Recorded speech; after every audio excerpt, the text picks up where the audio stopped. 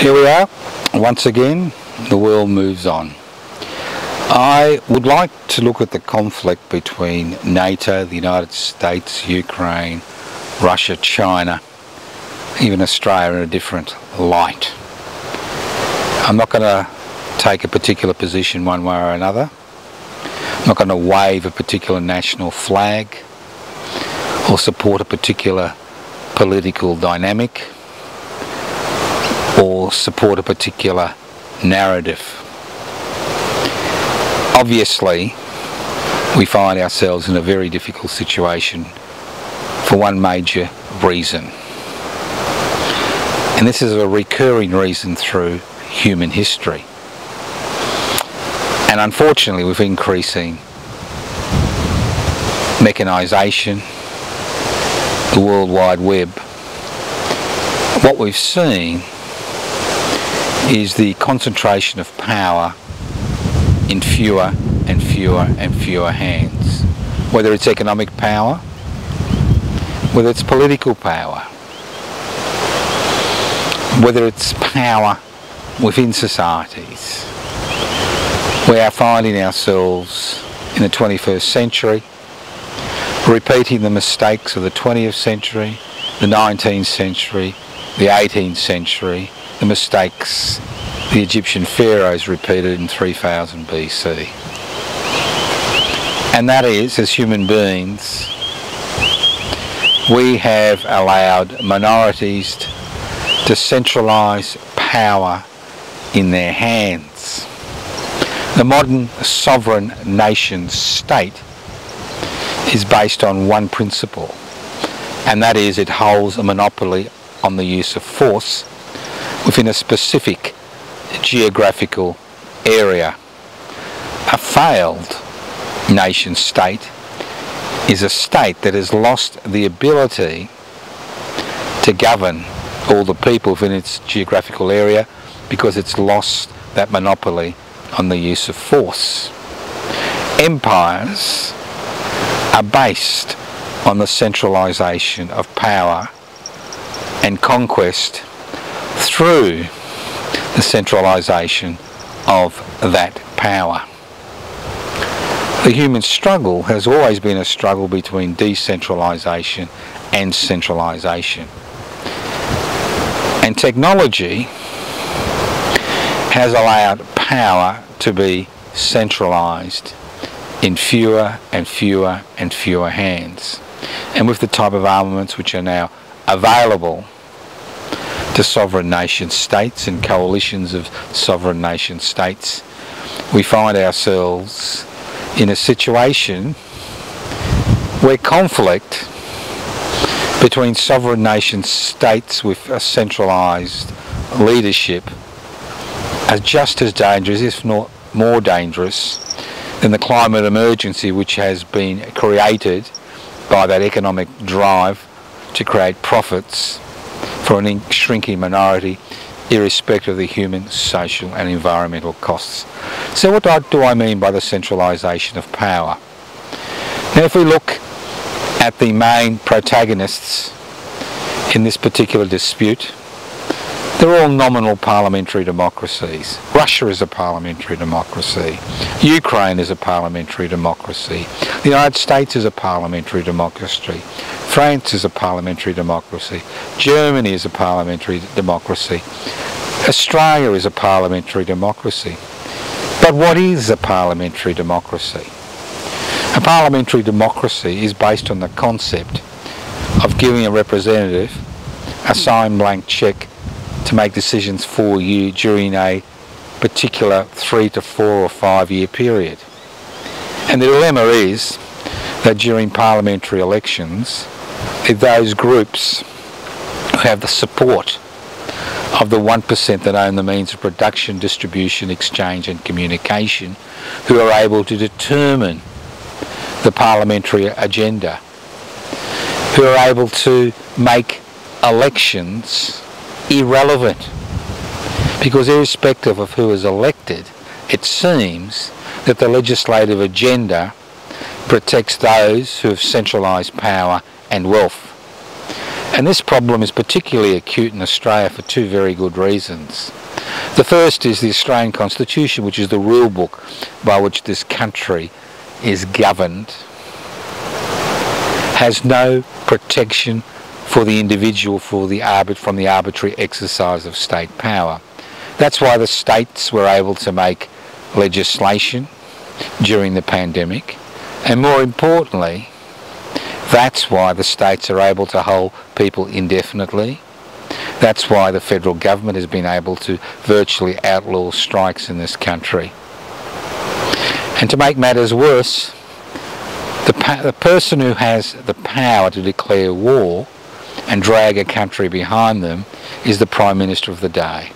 It's not Cabinet, it's not the National Security Council in Cabinet, it's not the government of the day, it's not Parliament, it's the Prime Minister of the day. And this makes us particularly vulnerable to making rapid, rash decisions because power is centralised. And the more the power is centralised, the greater the atrocities. And what's happening in the Ukraine can be described as an atrocity. And it's an atrocity because a nation state with many, many weapons, superior weapons, are using them against another sovereign nation state in a weakened position who will not be supported physically by any other nation state in the world. So it's this centralisation of power and wealth. And we have for far too long believed that we need to centralise power, that we need to have strong rulers, that we need to keep the laws or the government away from business. For far too long we have believed by giving absolute liberty to economic forces to exploit us in any way they see fit, that this country will go ahead.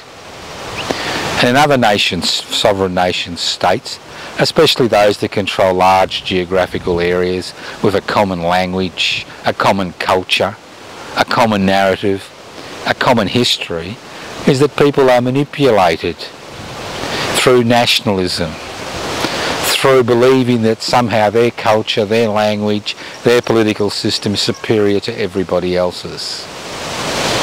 Obviously, we find ourselves in a very difficult situation in the 21st century as more and more and more power gets concentrated in fewer hands. Whether we talk about tin pot dictatorships like in Burma or Sudan or other parts of the country, many Western African or Saharan African states that are ruled by military rulers. Whether we talk about nominal parliamentary democracies like Australia, where it's always the interests of those who own the means of production, distribution, exchange and communication that take precedent over the interests of the public, the population as a whole. That's why public interest was formed in 2015, to ensure the interests of the many were always put before the interests of the few. So if there are any lessons to be learnt by the current European conflict, and that lesson is that the more you centralise power, the more you give small cliques and individuals the power to declare war on their weaker neighbours, the more you allow them through legislation to wield power, the power to detain refugees for up to a decade for the crime of seeking asylum, the power to deny this country's First Nations people the ability to negotiate a treaty, the power to ensure that the 33% of Australians who continue to rely on social security benefits situation will never change, the power to create a housing market which is all about investors and has nothing to do with the concept of providing shelter and security.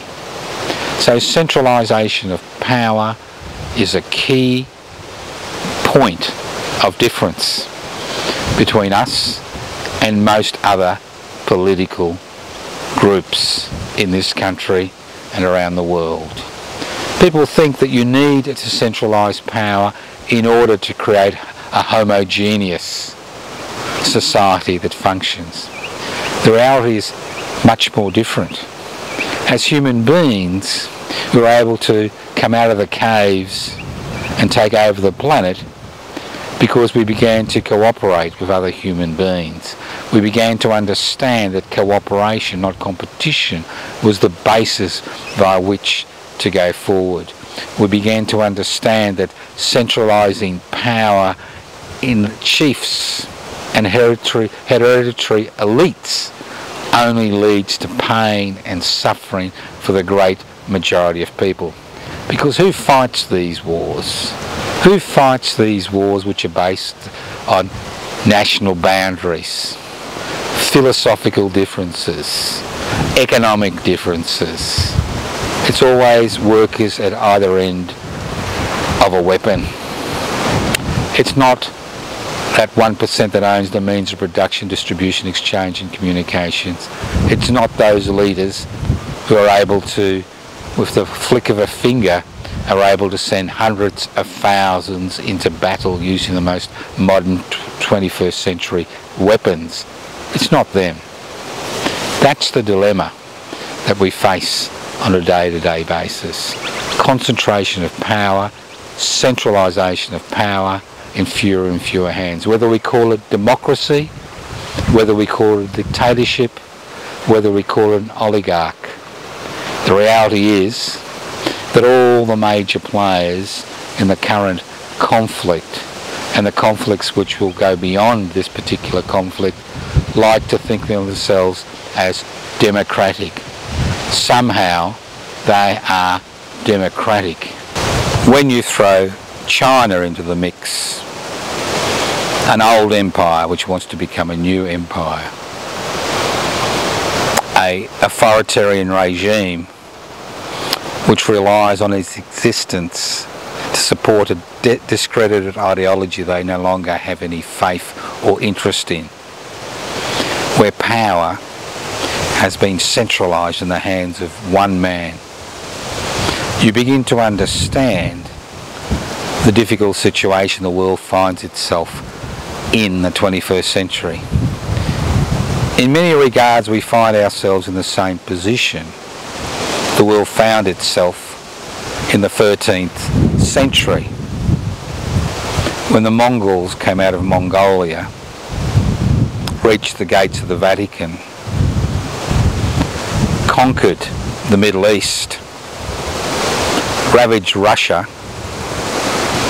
and controlled China for over almost 300 years, where power was concentrated in the hands of one man and his family. We now find the situation being repeated in the 21st century, but the difference is the weapons that these people have at their disposal are weapons which affect us. We're not part of Europe, we're part of Asia.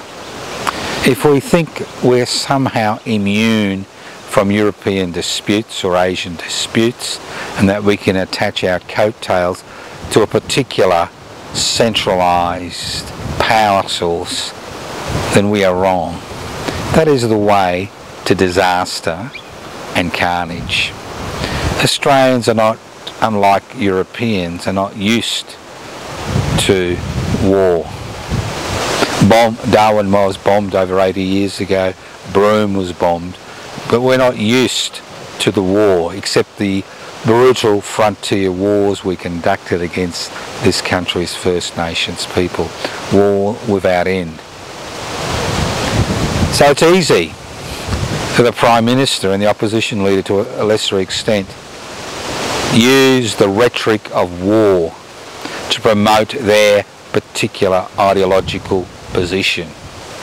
Use the rhetoric of nationalism to promote themselves, to promote an ideology which is basically a death-loving ideology, an ideology based on the centralisation of economic power and the centralisation of political power through the hands of fewer and fewer people. If anybody is familiar with parliamentary processes, they'll understand it's only a small clique that ultimately makes decisions which have profound ramifications for each and every one of us. So if the Russian-Ukrainian conflict teaches us, it's that we need to resist both the centralisation of power and the centralisation of wealth. The economic difficulties we find ourselves in are to a significant degree due to the fact the country's and the world's economy is dominated by 1% that owns the means of production, distribution, exchange and communication. The wars which flare up around the world, the sanctions which are imposed which destroy human beings and so-called sovereign nation states, the alliances which are formed, by different blocs in order to maintain some type of supremacy, whether it's ideological or economic or physical, all highlight the dangers of the centralisation of power. It's no accident we're called public interest before corporate interests. We're about putting the interests of the many before the interests of the few, whether it's the interest of a centralised hierarchical government or whether it's the interests of a centralised economic corporate system. It's one and the same. Our enemy in the 21st century is the same enemy that our forebearers faced over and over and over again. Sometimes they won, most times they lost. And that enemy is the centralisation of power and wealth in the hands of a minority. The greater the centralisation of power and wealth, the greater the possibility of the creation of the terrorist state. Whether a state is democratic, whether it's autocratic, whether it's a brutal military dictatorship, whether it's an economic dictatorship, the dilemma is the centralisation of power in the hands of minority makes it capable of terrorist acts, as we see in the Ukraine, which pale into insignificance when compared to the terrorism that we have seen carried out by individuals and non-state actors on the world stage over thousands of years. Ultimately, the type of society you have, how you live, how your children live, the type of political decisions you make will be determined by you taking back that decision-making capacity, by holding wealth in common and using that wealth for the common good. There is one little corner of the earth we should look at. It's the autonomous administration of North and Eastern Syria, which encompasses approximately 5 million people. In the midst of civil war, surrounded by enemies, these people are conducting their lives based on direct democratic processes and basing their lives on satisfying economic needs for the people within the geographical region they find themselves in. They don't describe themselves as a sovereign nation state. They don't have a parliamentary system. They don't have autocrats. What they have is a system of self-government where they make decisions for the benefit of everyone, not just a privileged minority, not just a 1% that owns the means of production, distribution, exchange and communication. So there's hope. There's always hope. Hope is the love child of desire and expectation. The desire things will change, the expectation that the desire that things should change, and the expectation that they will change. Ultimately, how you live, how your children live, your grandchildren, your friends, the people around you, the people you work with, live to a significant degree depend on what actions you are willing to take. I encourage you to join public interest before corporate interests and become involved in that struggle to share wealth and devolve power.